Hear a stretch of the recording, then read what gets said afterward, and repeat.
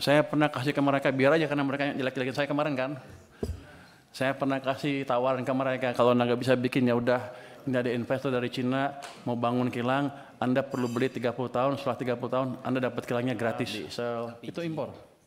Banyak impor, Pak. Kita banyak impornya sampai puluhan miliar dolar setahun. Sudah berapa tahun kita mengalami hal tersebut? Sudah puluhan tahun kan. Kita pernah bangun kilang baru nggak? Nggak pernah.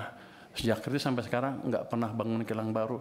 Jadi nanti bapak-bapak kalau ibu-ibu ketemu Danantara lagi, minta Pertamina bangun kilang baru. Saya pernah, waktu saya di Maritim, saya pernah tekan mereka tahun 2018 untuk bangun kilang. Mereka janji mereka akan bangun 7 kilang baru dalam waktu 5 tahun. Sampai sekarang kan nggak ada satupun.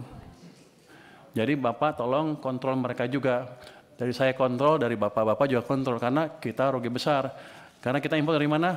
Dari Singapura. Minyak, produk minyaknya. Pabrik pupuk juga. Jadi pada dasarnya kalau gitu sekarang saya bukan juru bayar saja. Saya akan masuk. Saya akan lihat mereka jalankan apa enggak proyek-proyek yang diusulkan. Kalau enggak kita potong uangnya juga Pak. Saya kan pengawas, saya ganti aja dirutnya. Artinya timbal balik. Jadi ini saya pikir masukan yang bagus sekali dari DPR.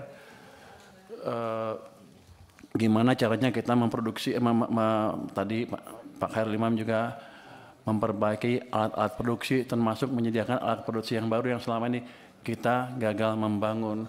Jadi kilang itu bukan kita nggak bisa bikin atau kita nggak bisa bikin proyeknya, cuman Pertaminanya males-malesan aja.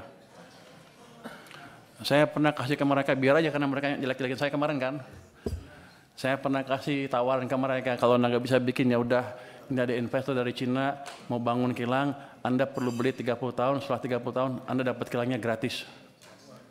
Pertamina bilang kami keberatan dengan usul tersebut karena kami sudah over capacity. Waktu itu saya kaget, over capacity apa? Kami sudah rencana bangun 7 kilang baru, satu pun nggak jadi kan? Mereka bilang, iya tapi ke depan akan jadi, sampai sekarang nggak jadi. Yang ada malah beberapa dibakar kan.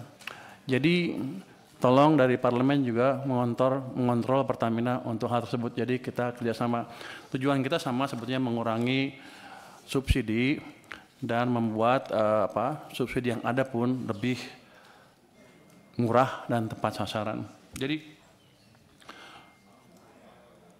untuk subsidi gimana nature-nya?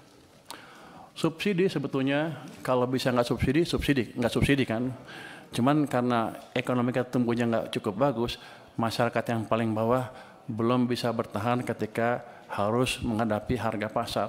Dikeluarkan itu subsidi supaya mereka bisa hidup terus dan agak sejahtera lah ke depan.